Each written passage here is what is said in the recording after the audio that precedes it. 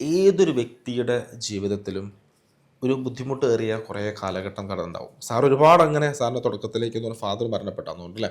അതെ. ഓക്കെ. അപ്പോൾ ഒരു ഫാദർ മരണപ്പെട്ട അന്നത്തെ കാലഘട്ടത്തിലെ ഒരു കുടുംബം എന്ന് പറഞ്ഞാൽ നമുക്ക് ചിന്തിക്കാൻ പറ്റുന്നൊരു കാര്യമാണ്. ഒരുപാട് ബുദ്ധിമുട്ടിലൂടെ സാർ കടന്നു പോയിട്ടുണ്ടാവാം. അപ്പോൾ സാറിൻ്റെ കുറേ സ്റ്റോറിയൊക്കെ ഞാൻ ഇങ്ങനെ പഠിച്ചപ്പോൾ എനിക്ക് മനസ്സിലായത്, ഇടയ്ക്ക് എഡ്യൂക്കേഷൻ ഒന്ന് സ്റ്റോപ്പ് ചെയ്യണമെന്ന് വിചാരിച്ച വ്യക്തിയായിരുന്നു. എന്നാൽ ചില വ്യക്തിയുടെ ബോധപൂർവമായ ഇടപെടലുകൾ അതൊരു വഴിത്തിരിവായിട്ട് മാറിയിട്ടുമുണ്ട്. ആ ഒരു സ്റ്റോറിയും അന്നത്തെ സാഹചര്യവും സാർ ഒന്ന് പറയും. ഞാൻ പഠിച്ച കാലഘട്ടം എന്ന് പറഞ്ഞാൽ വളരെയധികം സാമ്പത്തികമായിട്ട് വിഷമമുള്ള ഒരു കാലഘട്ടമായിരുന്നു. അങ്ങനെ ഞാനും എൻ്റെ ജ്യേഷ്ഠനും ഒരു ചേച്ചിയുമാണ് ആകെ വീട്ടിലുള്ളത്, മദറും. അപ്പം ജ്യേഷ്ഠൻ തന്നെ ജോലിക്ക് പോയി ആണെന്ന് നിത്യവരുമാനം കണ്ടെത്തുന്നത്. അപ്പോൾ എത്ര വേഗത്തിൽ ഒരു ജോലിയിൽ പ്രവേശിക്കുക എന്നുള്ളത് കുടുംബത്തിൻ്റെ ആവശ്യമായിരുന്നു.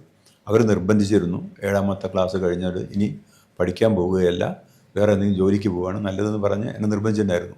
പക്ഷേ എനിക്ക് പഠിക്കണം എന്നുള്ള ആഗ്രഹം നന്നായിട്ടുണ്ടായിരുന്നു. അതോടുകൂടി എന്നെ പഠിപ്പിച്ച ടീച്ചേഴ്സും അതുപോലെ തന്നെ എന്നോട് നല്ല താല്പര്യമുള്ള ആളുകളും നിർബന്ധിച്ചപ്പോൾ എൻ്റെ മദറിനെ വന്ന് നിർബന്ധിച്ചുകൊണ്ടാണ് അവർ വീണ്ടും പഠിക്കാനുള്ളൊരു സാഹചര്യം ഉണ്ടാക്കി തന്നത്. അതിൽ എൻ്റെ അമ്മാവൻ കൂടുതലായിട്ട് ഹെൽപ്പ് ചെയ്തു. അമ്മാവൻ എൻ്റെ ഉമ്മയോടുകൂടി ചോദിക്കാതെ എന്നെ ഹൈസ്കൂളിൽ കൊണ്ട് ചേർത്ത് തന്നു. അങ്ങനെയാണ് എൻ്റെ പഠനം തുടർന്ന് പോകുന്നത്. അല്ലെങ്കിൽ ഒരു പക്ഷേ 7ാം ക്ലാസ് വെച്ച് എൻ്റെ വിദ്യാഭ്യാസം നിർത്തേണ്ടി വരുമായിരുന്നു. ആ അവസ്ഥ ഉണ്ടായില്ല. അതിൻ്റെ കാരണം ഇതാണ്.